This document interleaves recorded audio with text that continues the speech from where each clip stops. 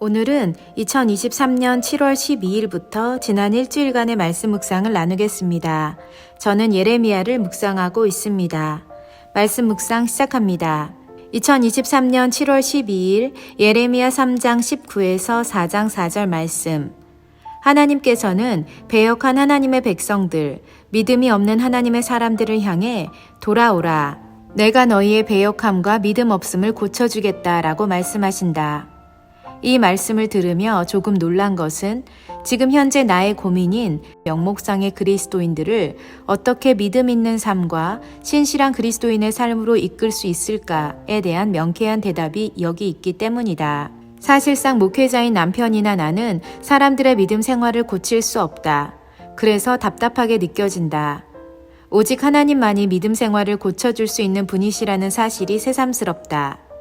그렇다면 결국 우리의 외침은 돌아오라, 하나님께 나아오라는 메시지밖에 없는 것 같다.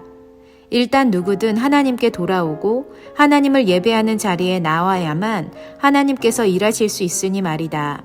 더욱 강력히 하나님께 나아오라는 메시지를 선포해야 한다. 요즘 성도들에게 카드 쓰는 일이 조금 밀려 있었는데 나로서는 카드 쓰기가 이런 메시지를 전하는 하나의 방법임이 떠올랐다. 다시금 카드를 꺼내 써야 함을 느낀다. 2023년 7월 13일 예레미야 4장 5에서 18절 말씀. 하나님을 신실하게 믿고 따르는 사람들이 고통과 고난을 당한다면 그 고난에는 유익이 있고 뜻이 있을 것이다. 하지만 하나님을 배역하고 믿음 없이 살아가는 사람들에게는 그 당한 고통이 그들의 길과 행위가 그 고통을 부르게 하였다고 성경은 말하고 있다. 그런데 더 가슴 아픈 것은 하나님 없이 살아감으로 인해 생겨진 고통은 받아들이기엔 너무나 쓰라린 고통이고 이는 마음에 창을 꽂는 것 같이 큰 아픔이라고 성경은 표현하고 있다. 우리가 하나님을 외면하고 하나님 없는 삶을 살아가면 우리의 마음은 병들고 고통당하게 된다. 어떤 방식으로든 말이다. 마음의 병을 일일이 나열할 수는 없겠지만 그 어떤 약으로도 쉽게 해결할 수 없는 것이 곧 마음의 병이다. 눈에 보이지 않다고 느끼기 때문이다. 하지만 오늘 마음의 병, 마음의 고통에 대한 이미지가 분명하게 보인다. 가슴에, 심장에 창을 꽂은 그림을 연상해 보면 될 것이기 때문이다. 기억해야 한다. 우리가 걷는 악한 길과 악한 행위로 말미암아 우리의 가슴에 창이 꽂힌다는 무서운 사실을 말이다. 2023년 7월 14일 예레미야 4장 19에서 31절 말씀. 생각해보면 우리가 무탈하게 평범한 일상을 살아가는 것이 가장 큰 행복이고 평안이라는 생각이 든다. 아침에 일어나서 출근 준비를 하며 단장하고 주어진 하루 일과를 하며 점심시간에 식사를 하고 커피를 한 잔 마시는 여유도 가져보고 또 퇴근하고 집에 와서 쉴 수 있는 일상의 사이클은 지극히 평범해 보이지만 삶의 안정을 가져다 준다. 그런데 만약 아침에 일어나서 씻고 준비하고 길을 나서려고 문을 여는 순간 마치 공상과학 영화의 한 장면처럼 모든 것이 파괴된 황폐화된 지구의 풍경이 눈앞에 펼쳐진다면 우리의 출근 준비는 헛되며 더 이상의 미래를 볼 수 없는 절망감에 우리는 멘붕에 빠지게 될 것이다. 사실 상상도 할 수 없는 일이다. 하지만 예레미야를 통해 보게 되는 인간의 마음과 죄악, 그리고 우리의 미래는 이렇듯 처참하다. 하나님은 이 세상을 통치하시는 분이시기에 우리의 죄악이 더 이상 하나님을 기다리게 할 수 없을 때 우리의 상상 너머의 어떤 재앙이 우리에게 임할지도 모른다. 이런 생각은 우리를 두렵게 만든다. 그리고 이런 두려운 미래가 우리 것이 되지 말라는 보장이 없기에 우리의 평범한 일상의 행복을 하나님이 주시는 은혜 안에서 누려야만 한다. 하나님을 우리 일상의 주인으로 모시는 삶만이 이 같은 재앙을 피하는 길이다. 2023년 7월 15일 예레미야 5장 1에서 9절 말씀. 하나님은 의로운 단 한 사람 때문이라도 그분의 재앙을 멈추실 수 있으시다.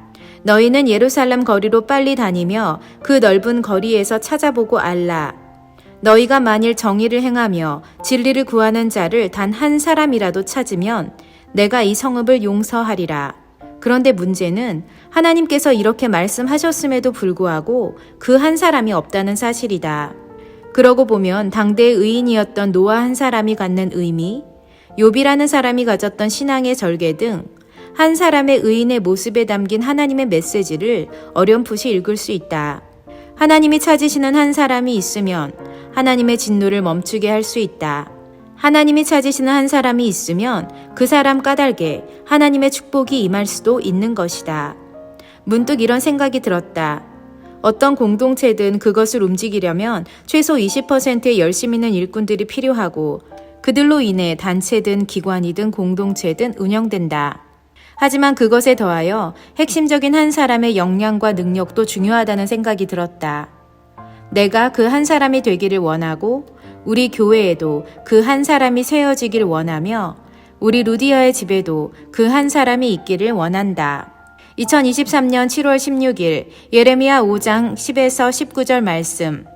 참 이상하게 느껴지는 것은 이스라엘 백성들이 여호와께서는 계시지 아니하니 재앙이 우리에게 임하지 아니할 것이요 우리가 칼과 기근을 보지 아니할 것이며 선지자들은 바람이라 말씀이 그들의 속에 있지 않다라고 말하고 있다는 사실이다. 도대체 어떤 근거로 하나님을 인정하지도 않고 하나님께서 계시지도 않다고 생각하는 것일까? 이 세상에는 하나님이 없다고 또 신이 없다고 믿는 사람들이 많다.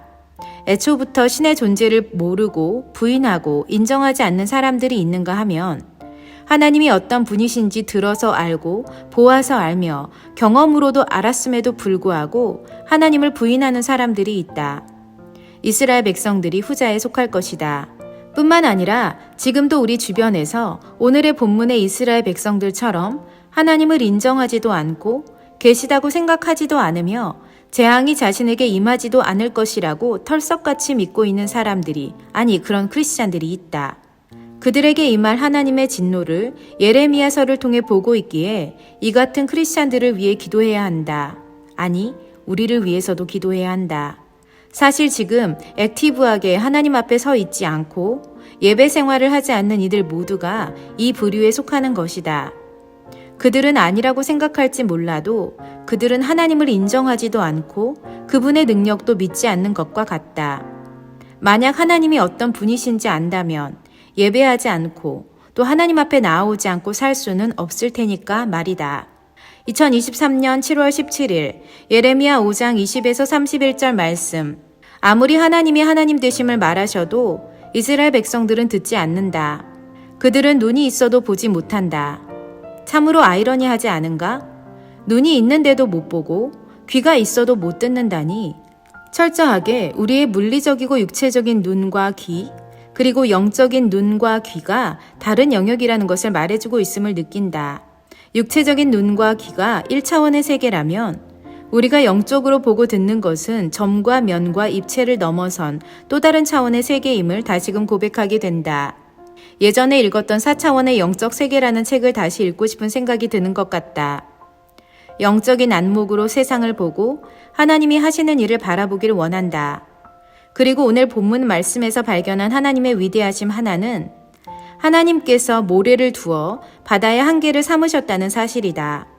바닷가의 모래는 그냥 예전부터 있어 왔던 것으로 치부하고 무가치하게 여기기엔 그 의미가 너무 크게 느껴진다. 하나님은 바다와 육지의 경계를 만드시기 위해 모래를 만드셨고 파도가 너무 거세 육지로 넘어오지 못하게 하시려고 모래를 만드셨던 것이다. 너무너무 멋지지 않은가? 바닷가의 모래에서 하나님의 위대하심을 발견하게 하시니 새삼스럽게 감사하다. 2023년 7월 18일 예레미야 6장 1에서 15절 말씀. 하나님께서는 하나님을 배역하는 예루살렘과 이스라엘 백성을 향해 벌하시며 징계를 선포하신다. 그런데 오늘 하나님의 그 음성이 복잡한 우리나라의 여러 가지 상황들과 일맥상통한다는 생각이 들었다. 그리고 어쩌면 이 음성은 우리가 들어야 하는, 아니 어쩌면 지도자의 위치에 있는 사람들이 들어야 하는 음성이 아닌가 싶기도 했다. 이는 그들이 가장 작은 자로부터 큰 자까지 다 탐욕을 부리며 선지자로부터 제사장까지 다 거짓을 행함이라. 그들이 내 백성의 상처를 가볍게 여기면서 말하기를 평강하다 평강하다 하나 평강이 없도다. 그들이 가증한 일을 행할 때에 부끄러워하였느냐? 아니라 조금도 부끄러워하지 않을 뿐 아니라 얼굴도 붉히지 않았느니라. 그러므로 그들이 엎드려지는 자와 함께 엎드려진 것이라. 내가 그들을 벌하리니 그때에 그들이 거꾸러지리라. 여호와의 말씀이니라. 대한민국 전체는 아이부터 어른에 이르기까지 물질의 노예가 된 듯 돈을 많이 벌기 위한 직업과 수단과 방법을 찾기에 혈안이 되어 있다. 종교 지도자들조차도 하나님의 말씀에 근거한 옳고 그름이 아니라 이념에 따라 가치 편중된 발언을 하기에 빠르고 수많은 국민들이 겪는 일상의 고통과 상처는 개의치 않고 기득권층의 이익만을 추구하는 듯 보인다. 세상 정치의 논리를 모르는 순수한 사람들은 순진하게도 나라는 괜찮다, 문제없다라는 말만 믿고 또 그렇게 국민의 의무를 다하며 사는 것 같다. 지금의 내 눈에는 이 성경 말씀이 이 시대를 향한 하나님의 음성처럼 들리기에 예레미야 시대와 하나님의 역사를 보며 또 이 시대의 미래를 볼 수 있으리라 생각이 든다. 말씀하시는 하나님의 음성에 더욱 귀 기울이는 시간을 가져봐야겠다.